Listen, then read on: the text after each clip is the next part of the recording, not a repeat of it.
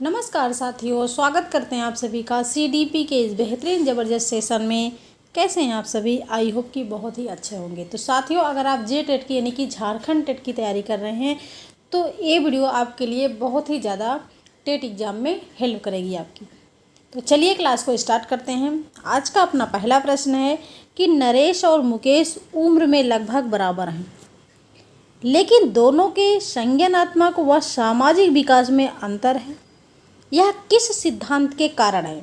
ऐसा किस सिद्धांत के कारण है? नरेश और मुकेश उम्र में लगभग बराबर हैं, लेकिन दोनों में सामाजिक विकास में और संज्ञानात्मक विकास में अंतर है। यह किस सिद्धांत के कारण है? क्या विकास का शीर्षगामी सिद्धांत है के कारण है? विकास का समीप पदाभिमुख सिद्धांत के कारण है? व्यक्तिगत विभिन्नताओं का सिद्धांत के कारण है? या फिर एक रूपता का सिद्धांत के कारण है? तो जब बात की जा रही है कि दोनों उम्र में बराबर हैं लेकिन दोनों में अंतर पाया जा रहा है, इसका मतलब कि व्यक्तिगत विभिन्नताओं के सिद्धांत के कारण है, क्योंकि सभी में इंडिविजुअल डिफरेंसेस होते हैं। कोई बच्चा एक समान नहीं होता है, भले ही वो एक जैसे दिखे, एक जैसे उसका व्यवहार हो, लेकिन एक जैसे नहीं होता है। इसलिए यहाँ पर तीसरा विकल्प आपका लॉक हो जाएगा। प्रश्न नंबर 2 देखिएगा, अभिकथन से है। कथन क्या कह रहा है कि समस्या समाधान पढ़ाते समय शिक्षकों को चाहिए कि वे बच्चों को अपनी सोच के बारे में सोचने और सीखने के तरीके पर ध्यान केंद्रित करने के लिए हतोत्साहित करें। देखिए, यहाँ तक तो बातें ठीक थी, लेकिन प्रोत्साहित करने के बजाय यहाँ पर क्या हो गया? हतोत्साहित करें। तर्क क्या कह रहा है? तर्क आर कि संज्ञानात्मक क्षमताओं का विकास समस्या समाधान में बाधा डालता है। तो सही विकल्प चुनना है। ए और आर दोनों सही है तथा ए की आर सही व्याख्या करता है, या फिर ए और आर दोनों गलत है। पहला ए और डी में कौन सा सही हो सकता है? तो यहाँ पर दोनों गलत है, क्योंकि हतोत्साहित करना ये गलत है, निगेटिव है, और बाधा डालना कि संज्ञानात्मक क्षमताओं का विकास समस्या समाधान में बाधा डालता है, तो ये भी क्या है? निगेटिव है। तो इसलिए ए और आर दोनों गलत है। प्रश्न नंबर 3 देखिएगा। शिक्षार्थी तब तक नहीं सीख सकते जब तक क्या? बच्चे तब तक नहीं सीख सकते जब तक वो किसी कार्य में खुद से स्वेच्छा से रुचि न लें, है ना। तो शिक्षार्थी तब तक नहीं सीख सकते जब तक उन्हें शिक्षा के सामाजिक उद्देश्यों की आवश्यकताओं के अनुरूप न पढ़ाया जाए, या फिर उन्हें यह पता ना हो कि जो तथ्य पढ़ाए गए हैं भविष्य में उनका परीक्षण किया जाएगा। सी ऑप्शन है वह सीखने के लिए तैयार ना हो, और डी ऑप्शन है दैनिक आधार पर घर में उनके माता पिता विद्यालय में उनके सीखने के बारे में नहीं पूछेंगे। तो ऑप्शन यहाँ पर किसके साथ जाएगा? शिक्षार्थी तब तक नहीं सीख सकते जब तक वे सीखने के लिए तैयार ना हो। आप कितना भी उनको सिखा दीजिए, आप कितना भी पढ़ाइए, घोल के पिला दीजिए, लेकिन वो तब तक नहीं सीखेंगे चीज़ें, तब तक नहीं अनुकरण करेंगे जब तक वो सीखने के लिए तैयार ना हो। अगर कसम खा लिया है कि नहीं हमको नहीं पढ़ना है, तो कोई 8 घंटा भी किताब के सामने आप उनको बैठा दो, नहीं पढ़ना मतलब नहीं पढ़ना। ठीक है, तो सी ऑप्शन यहाँ पर लॉक हो जाएगा। आगे देखेंगे प्रश्न नंबर 4 को। प्राथमिक विद्यालय के बच्चे उस वातावरण में सबसे प्रभावी ढंग से सीखते हैं। देखिए, क्वेश्चन जो है यहाँ पे थोड़ा सा घुमा दिया गया है, तीसरा क्वेश्चन और चौथे में, कि प्राथमिक, यहाँ पर प्राथमिक की बात की गई है, 1 से 5 की बात की गई है कि प्राथमिक विद्यालय के बच्चे उस वातावरण में सबसे प्रभावी ढंग से सीखते हैं जहाँ उनकी संवेगात्मक आवश्यकताओं की पूर्ति होती है, और वे अनुभव करते हैं कि वे क्या है? महत्वपूर्ण है। यानी कि जहाँ पर बच्चे की आवाज़ को प्रमुखता मिलता हो, बच्चे को फर्स्ट प्रायोरिटी मिलती हो, यहाँ पर उसकी बात की गई है। और या फिर जहाँ शिक्षक एकाधिकारवादी है और स्पष्ट आदेश देता है कि क्या किया जाना चाहिए। सी ऑप्शन है जहाँ मूल रूप से पढ़ने लिखने और गणित की संज्ञानात्मक कुशलताओं पर ध्यान ही केंद्रित होता है और बल दिया जाता है। बल शब्द कैसा है? निगेटिव है। आदेश देना क्या है? निगेटिव है। जहाँ शिक्षक सारे अधिगम में आगे होता है और विद्यार्थियों से निष्क्रिय रहने की अपेक्षा करता है। बिल्कुल गलत, सक्रिय होता तो मान सकते थे, लेकिन यहाँ पर निष्क्रिय है। आपका टैग वर्ड काम करेगा, जैसे सीटेट में काम करता है वैसे आपका झारखंड टेट में काम करेगा। हर जगह काम करता है आपका टैग वर्ड, क्योंकि निगेटिव और पॉजिटिव तो हर जगह चीज़ें आती हैं। तो यहाँ पर आपका क्या हो जाएगा, ए ऑप्शन लॉक हो जाएगा। प्राथमिक विद्यालय की बात की जा रही है, 1 से 5 की बात की जा रही है। बच्चा बहुत छोटा है, बच्चा जो है वहीं सबसे अच्छा सीखेगा, वहीं अनुभव करेगा जहाँ पर उसको महत्वपूर्ण माना जाएगा, इसलिए यहाँ पर ए ऑप्शन लॉक हो जाएगा। प्रश्न नंबर 5 देखिएगा।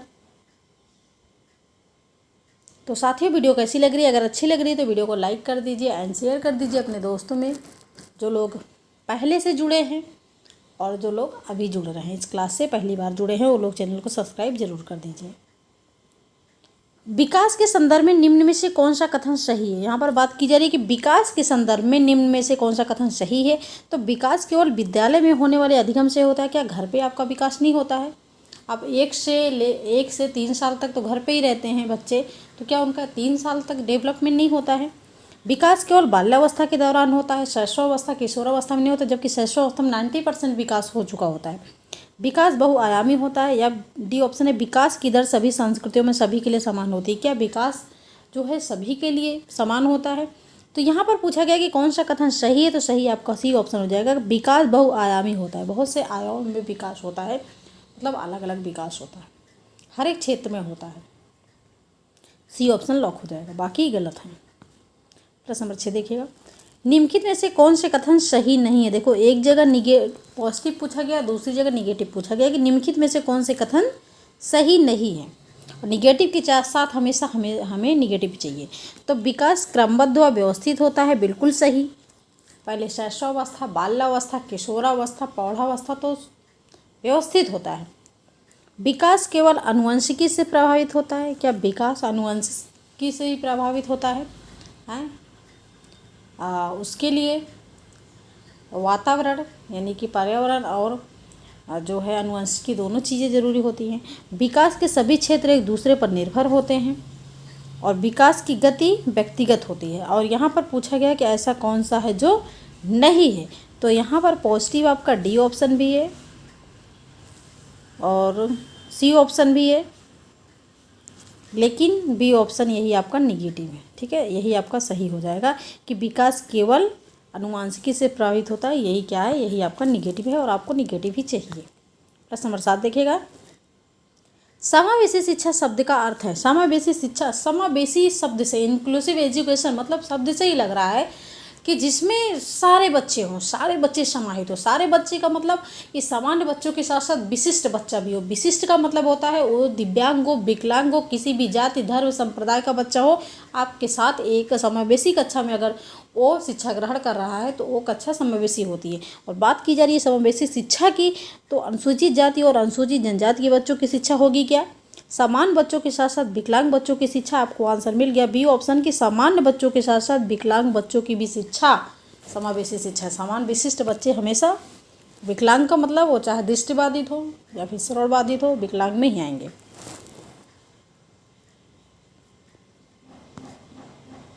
प्रश्न नंबर 8 देखिएगा।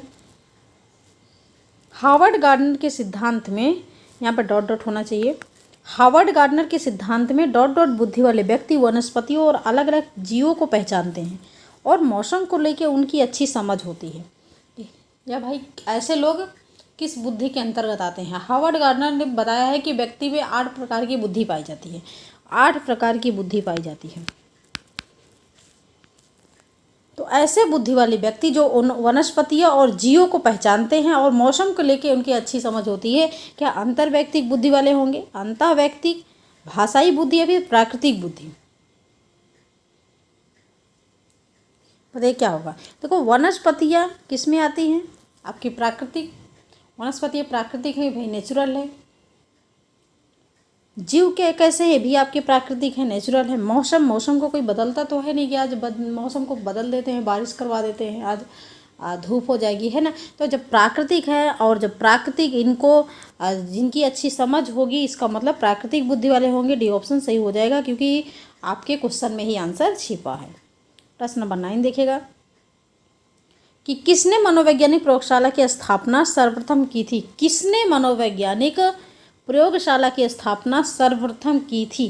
तो सारी चीज़ें यहाँ पर हम बताने वाले हैं। William wound, Pavlov, James Drabble या फिर थॉर्नडाइक?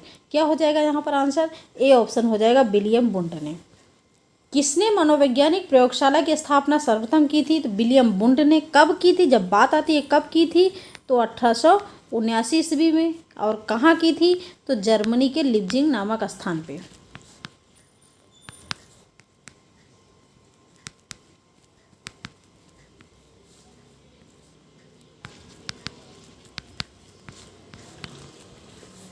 ये ऑप्शन लॉक हो जाएगा। प्रश्न नंबर 10 देखिएगा कि निम्नलिखित में से कौन सा कथन विकास के बारे में सही है? विकास के बारे में ऐसा कौन सा कथन है जो सही है? सही पूछा गया है। विकास पूरी तरह से अनिश्चित है, विकास अत्यधिक अनिरंतर है। तो विकास तो निरंतर चलने वाली प्रक्रिया है। जन्म से जब बच्चा जन्म लेता है और विकास मृत्यु तक चलता है, जीवन पर्यंत चलता है। तो यहाँ पर क्या हो जाएगा? सही पूछा गया है, पॉजिटिव पूछा गया है। तो विकास पूरी तरह से अनिश्चित होती है? नहीं, निश्चित भी होती है। विकास अत्यधिक अनिरंतर होता है, निरंतर होता है। व्यक्तियों के विकास दर में भिन्नता पाई जाती है। और डी ऑप्शन है, विकास पैर से सिर की तरफ होता है। तो विकास सिर से पैर की तरफ होता है, सिर से पैर की तरफ होता है। तो इसलिए यहाँ पर जब सही पूछा गया तो आपका सी ऑप्शन हो जाएगा कि एक ही चीज़ें व्यक्तियों की विकास दर में भिन्नता पाई जाती है। सभी में इंडिविजुअल डिफरेंस होते हैं, व्यक्तिगत विभिन्नताएं पाई जाती है। कोई जुड़वा बच्चा भी होगा तो उसमें भी दोनों में अंतर होता है ना। इसलिए सी ऑप्शन लॉक हो जाएगा। प्रश्न नंबर 11 देखिएगा, किस अवस्था में बच्चे अमूर्त के बजाय मूर्त चिंतन करने में सक्षम होते हैं? जब बात आए अमूर्त के बजाय मूर्त, तब आप क्या लॉक करेंगे? और दूसरी बात, जब आए मूर्त के बजाय अमूर्त, मूर्त के बजाय अमूर्त, तब आप क्या लॉक करेंगे? और प्रश्न ऐसे कभी कभी दे देगा कि किस अवस्था में बच्चे मूर्त के बजाय अमूर्त चिंतन करते हैं और किस अवस्था में बच्चे अमूर्त के बजाय मूर्त चिंतन। जब बात आए कि अमूर्त के बजाय मूर्त चिंतन, तो मूर्त आप देख रहे हैं यहाँ पर लॉक हो जाएगा आपका मूर्त संक्रियात्मक अवस्था। और जब बात आए कि मूर्त के बजाय अमूर्त, तब आपका लॉक होगा डी ऑप्शन, अमूर्त संक्रियात्मक अवस्था। क्लियर? 7 से 11 वर्ष, मूर्त संक्रियात्मक अवस्था 7 से 11 वर्ष। प्रश्न नंबर 12 कि निम्न में से कौन सा कथन लेवाइगोस्की के सिद्धांत के अनुसार सही नहीं है? निगेटिव के साथ निगेटिव, ऐसा कौन सा कथन है जो वाइगोस्की के सिद्धांत के अनुसार सही नहीं है? चर्चा और वैचारिक बहस अधिगम में बाधक हैं, संकेत और इशारे अधिगम को बढ़ावा देते हैं, निजी वाक बच्चों की आत्म केंद्रीयता का प्रतीक है, अधिगम एक व्यक्तिगत निष्क्रिय प्रक्रिया है। यहाँ पर निष्क्रिय नहीं होना चाहिए, यहाँ पर होना चाहिए सक्रिय प्रक्रिया है, सक्रिय प्रक्रिया है। ठीक है। और बात यहाँ पर आई है कि कैसा कौन सा जो सही नहीं है। तो देखिए, चर्चा और वैचारिक बहस अधिगम में बाधक हैं, ये बात गलत है क्योंकि बाधक नहीं है, है ना, बाधक नहीं है। संकेत और इशारे अधिगम को बढ़ावा देते हैं, बिल्कुल सही। निजी वाक बच्चों की आत्म केंद्रीयता का प्रतीक है, ये भी ठीक है। अधिगम एक व्यक्तिगत सक्रिय प्रक्रिया है, ये भी ठीक है। लेकिन ए ऑप्शन आपका लॉक हो जाएगा क्योंकि निगेटिव यही है। प्रश्न नंबर 13 देखिएगा, जीन पियाजे के संज्ञानात्मक विकास के सिद्धांत के अनुसार विकास का पहला चरण क्या है? जीन पियाजे ने संज्ञानात्मक विकास के सिद्धांत में 4 अवस्थाएं बताई है। पहला संवेदीगामक अवस्था, दूसरा पूर्व संक्रियात्मक अवस्था, तीसरा मूर्त संक्रियात्मक अवस्था और चौथा अमूर्त संक्रियात्मक अवस्था। ठीक है। संवेदीगामक अवस्था 0 से 2 वर्ष, पूर्व संक्रियात्मक अवस्था 2 से 7 वर्ष, मूर्त संक्रियात्मक अवस्था 7 से 11 वर्ष और अमूर्त संक्रियात्मक अवस्था 11 से ऊपर, यानी कि आप कह लीजिए 11 से 16 वर्ष। ठीक है। तो यहाँ पर क्या हो जाएगा, जब पहला स्टेज पूछा गया है तो 0 से 2 वर्ष जब पूर्व संक्रियात्मक अवस्था यहाँ पर लॉक हो जाएगा, सॉरी संवेदीगामक अवस्था यहाँ पर लॉक हो जाएगा, सी ऑप्शन लॉक हो जाएगा। प्रश्न नंबर 14 देखिएगा,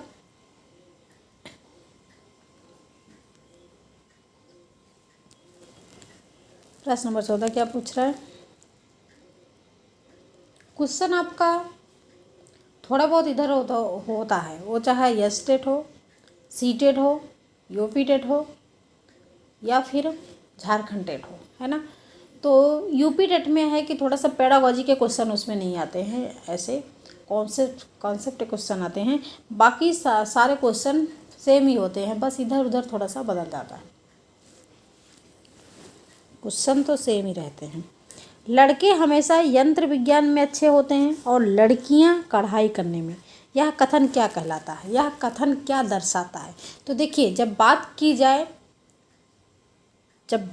जाए जेंडर की, जो कि सामाजिक संरचना है, सामाजिक बनावट है, कि लड़कियां जो है कला वर्ग पढ़ेंगी और लड़के गणित पढ़ेंगे, तो ये सामाजिक संरचना है, समाज में पहले से ही इसको निर्धारित किए हैं।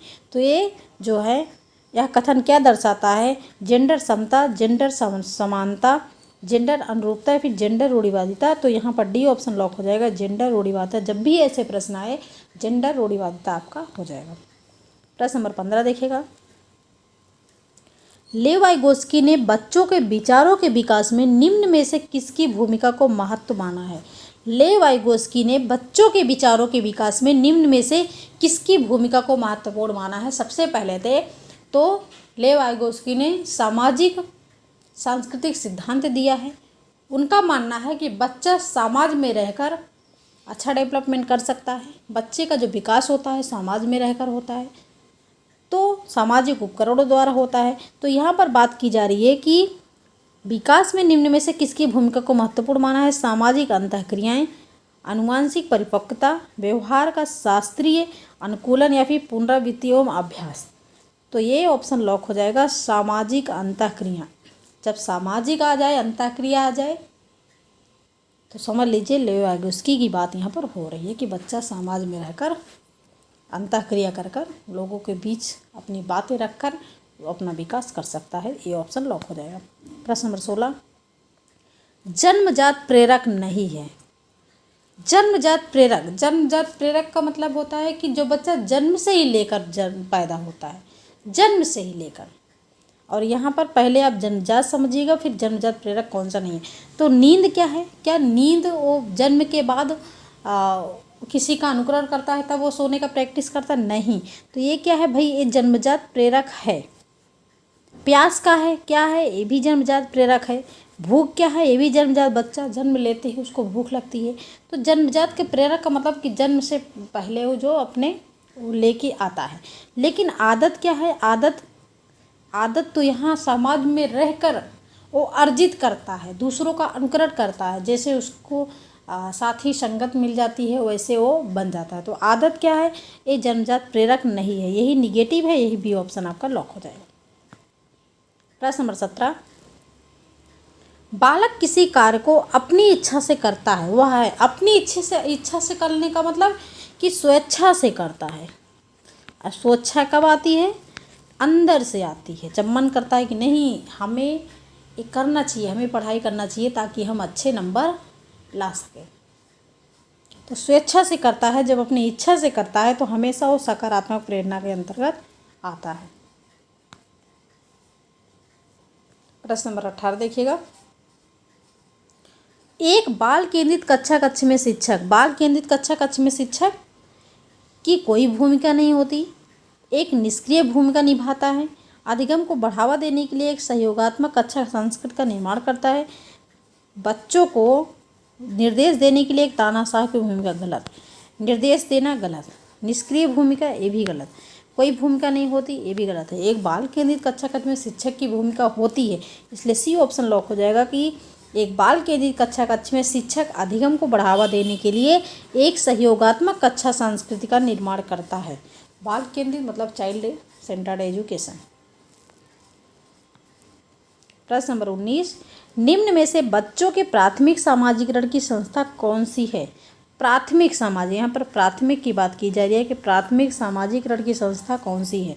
जब प्राथमिक पूछा जाए तब आप क्या लॉक करेंगे? जब द्वितीय सामाजिकरण एजेंसी पूछी जाए, द्वितीय सामाजिकरण कारक पूछे जाए, तब आप क्या लॉक करेंगे? प्राथमिक में आपका प्राथमिक कारक में आपके परिवार एवं पास पड़ोस। और जब द्वितीय पूछा जाए द्वितीय कारक, तब आप क्या लॉक करेंगे? हो जाएगा पत्र पत्रिकाएं, पत्र पत्रिकाएं हो जाएगा, मीडिया हो जाएगा, धार्मिक संस्थान, मतलब प्राथमिक में आपका सिर्फ परिवार एवं पास पड़ोसी आएगा, तो बाकी द्वितीय में आप रख लीजिए पत्र पत्रिकाएं हो गया, मीडिया हो गया, किताबें हो गई, ये सारी चीज़ें आपकी द्वितीय सामाजिकरण की एजेंसी की कारक है। तो इसलिए यहाँ पर जब प्राथमिक की बात की जाए तो परिवार हो जाएगा, परिवार एवं पास पड़ोस। प्रश्न नंबर 20, राष्ट्रीय शिक्षा नीति यानी भी 2020 के अनुसार मूल्यांकन का उद्देश्य क्या है? नई शिक्षा नीति 2020 के अनुसार मूल्यांकन का उद्देश्य क्या है? रटने की क्षमता का परीक्षण करना, पुनरुत्पादन व याद रखने की क्षमता को नापना, बच्चों को सीखने की प्रक्रिया में मदद करना, पूरे देश में बच्चों की तुलना करने के मापदंड बनाना। तो तुलना नहीं करना है, याद मतलब याद रखने की क्षमता को नापना बिल्कुल नहीं, रटना रूट लर्निंग को अवॉइड करता है भाई एनसीएफ 2005। तो यहाँ पर हो जाएगा कि यह नीति 2020 के अनुसार मूल्यांकन का उद्देश्य बच्चों को सीखने की प्रक्रिया में मदद करना है, सी ऑप्शन यहाँ पर लॉक हो जाएगा। तो साथियों ये थे आज के 20 प्रश्न। आपको क्लास कैसी लगी? अगर अच्छी लगी तो वीडियो को लाइक करना, शेयर करना और कमेंट में अपना स्कोर ज़रूर बताइएगा कि इन 20 क्वेश्चन में आपने कितना स्कोर किया। Thanks for watching video. This is Sadhna Tyagi's expert classes और डेली आपकी क्लास होती है।